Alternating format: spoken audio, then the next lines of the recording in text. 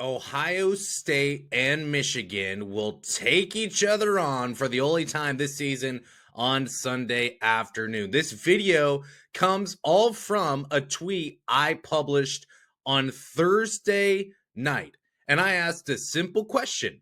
It was this: is this Sunday's matchup between Ohio State and Michigan the most highly anticipated regular season game in Ohio State basketball history?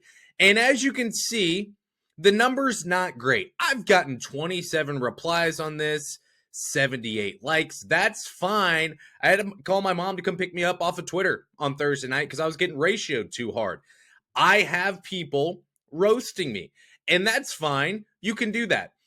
But I also have someone in the comments saying, no, aren't we awful?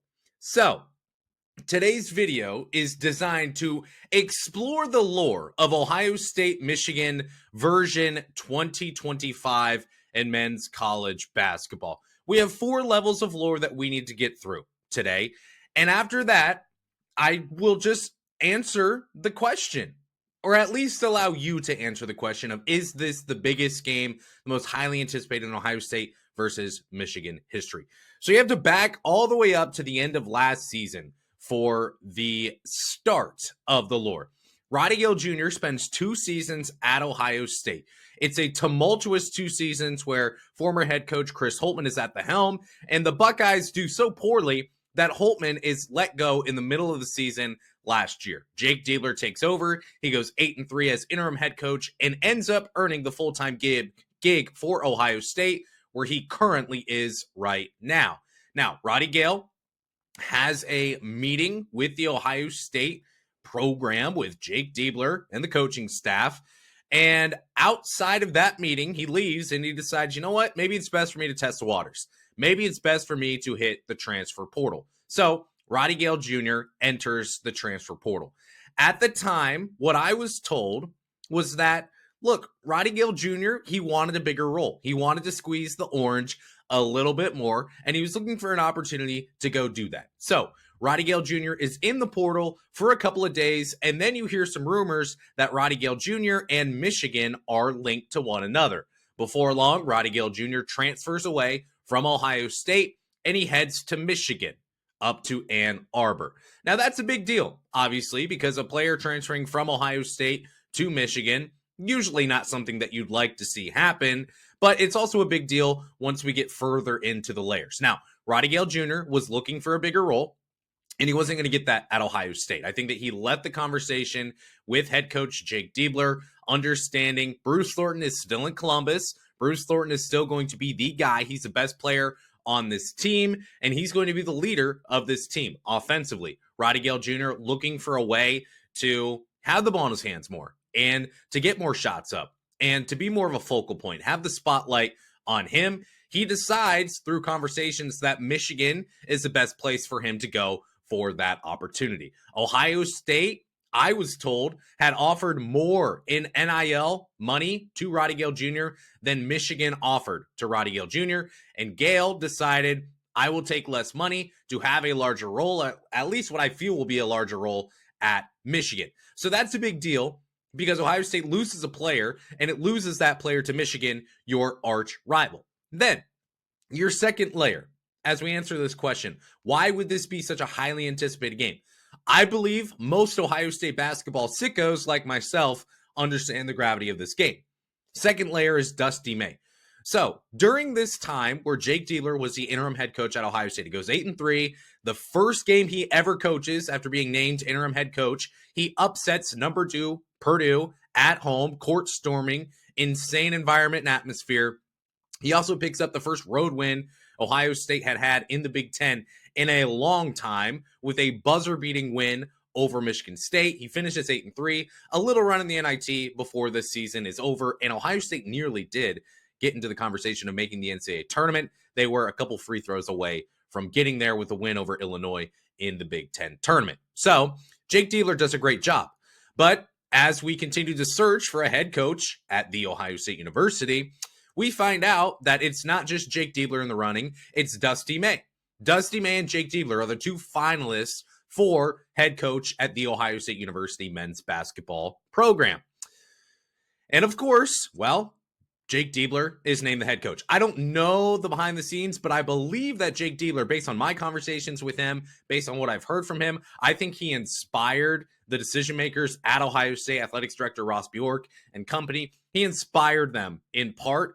And there may have also been a conversation of, well, we can probably hire Jake Diebler for less money because he has no head coaching experience, while Dusty May just did a great job at FAU and he's ready to take that next step in his career. We can probably hire him for less money and at the same time probably get similar returns. Jake Diebler, an Ohio guy, he loves Ohio State basketball. He's very passionate about basketball in the state of Ohio.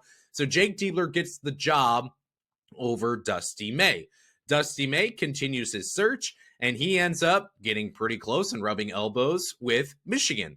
And while Dusty May and Michigan are playing patty cake, the entire Ohio State University fan base, at least those very close to basketball, are wondering, what is Dusty May going to do? Some were saying, man, I wish we would have hired Dusty May.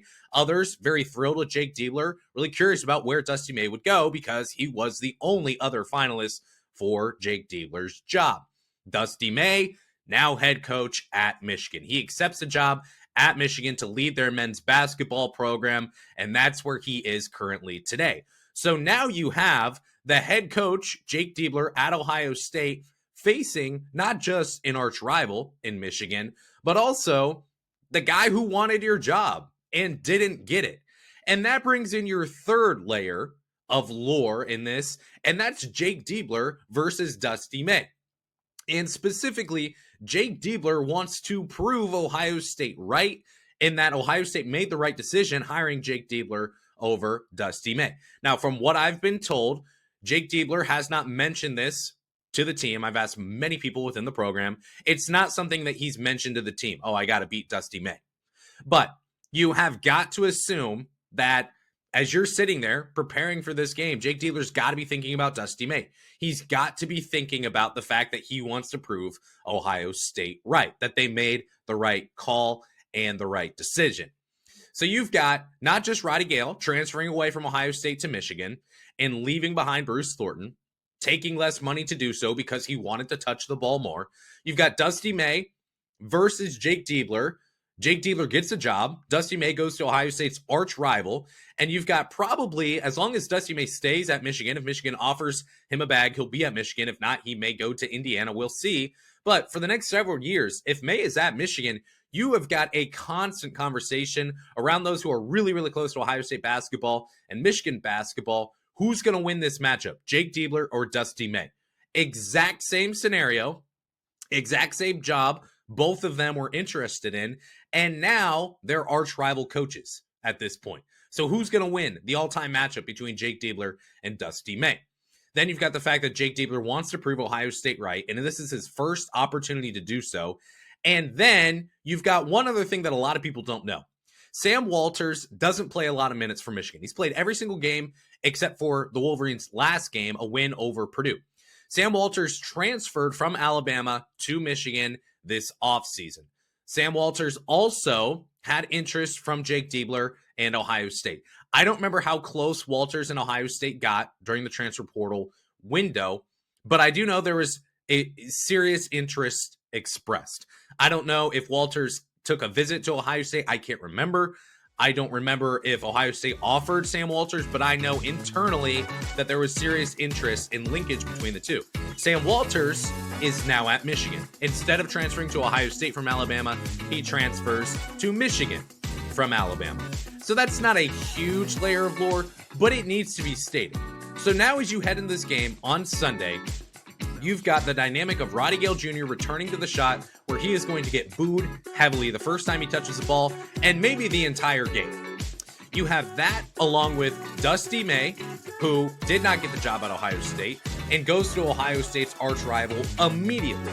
You've got Jake Diebler, who wants to prove Ohio State right and has a bit of a rivalry of his own personally with Dusty May. And you've got a player who's in the transfer portal, could have picked Ohio State. Instead, he chose Michigan. So you have all that, along with the fact that Michigan is the number one team in the Big Ten right now, Big Ten standings. They just knocked off Purdue. You have that. You have it's an arch rivalry game. You have it's a Sunday game. on CBS. CBS loves to use Ohio State. It constantly uses Ohio State the first Sunday after the Super Bowl to get fans engaged in college basketball because Ohio State brings the eyes. So you have that fact. This is the only home game for Ohio State in Big Ten play on a weekend. It's the only one. Big Ten did Ohio State no favors in that regard. The only home game for Ohio State, and it comes against Michigan. So there's a lot that goes into this game. There's a lot of factors that make this a very intriguing matchup. So all I would say, as we go back to the question, is this one of the most highly anticipated games in Ohio State men's college basketball history? I'm not saying that it is. I'm also not saying that it isn't. If you didn't know the background beforehand, maybe this changes your opinion a little bit. Maybe your eyes are opened a little bit and you say, well, this actually could be a big time matchup. No, it's not because it's Ohio State versus Michigan. No, it's not because Michigan is a top team. But there are those who think Ohio State is bad at basketball this year. They're comfortably in the NCAA tournament as of now. They still need to win some games, but they're in the NCAA tournament as of now. So if you think this is not a big time matchup, if you think this isn't the most highly anticipated game of the season, maybe these thoughts, maybe the background here, maybe the history will change that tune a little bit. You can get a full breakdown of this game on Spotify and on Apple Podcasts, and anywhere you get your podcasts, just search up Views from the Shop podcast. Also link the episodes here in this video. Please do like and subscribe if you haven't already. Excited to watch Ohio State take on Michigan coming up on Sunday afternoon. Until then, I shut up until you shut me off. Go Bucks.